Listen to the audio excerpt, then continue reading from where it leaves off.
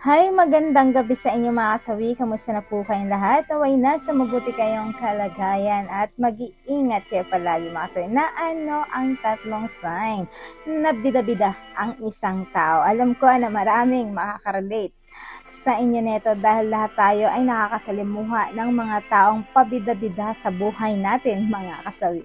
Ang unang sign mga kasawi is binubuhat niya ang sarili niyang bangko.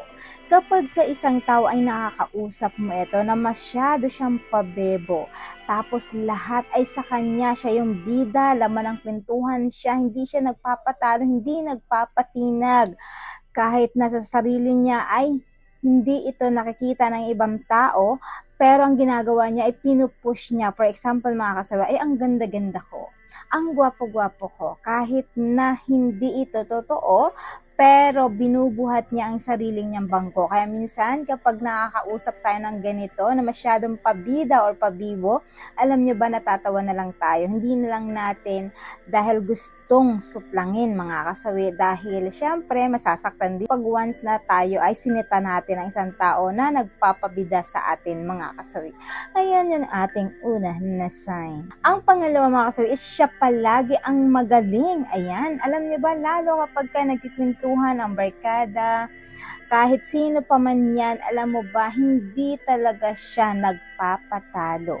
Siya yung palaging panalo, siya yung palaging tama. Kahit yung kanyang kasamahan or kaibigan ay nagsasuggest ito, hindi niya tinatanggap ang suggestion ng iba. Pagkos siya yung palaging nasusunod kasi para sa kanya ay mali yung opinyon ng ibang tao na nakakasama niya. Para sa kanya ay siya yung palaging tama na kahit hindi naman talaga.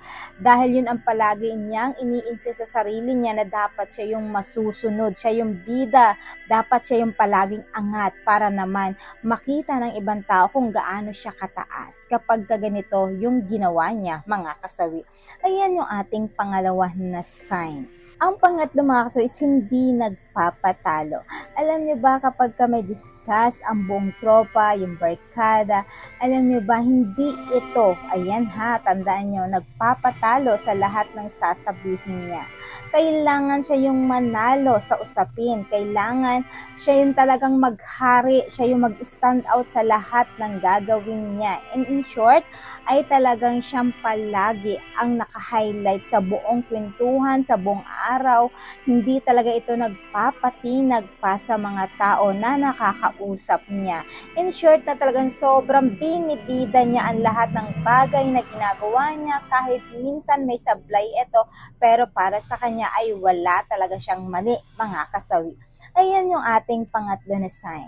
At syempre, hindi mawawala yung ang advice sa topic na ito. Lagi niyong tatandaan sa mga taong may barkadang ganito or kaibigan, tandaan nyo, minsan hindi masama na atin ay interrupt natin sila para malaman nila kung ano yung masama or masama na nagagawa na nila sa kanilang sarili. Kasi minsan kapag hinahayaan lang natin yung mga dapat sa ganito ay talagang sabihin mo kung ano yung nakikita mo sa kanya, sabihin mo sa kanya kung ano ba ang mali sa kanya para naman maiwasan niya at mabago niya ang kanyang sarili. Huwag nating hayaan na maging bida-bida siya sa buhay natin mga kasawi.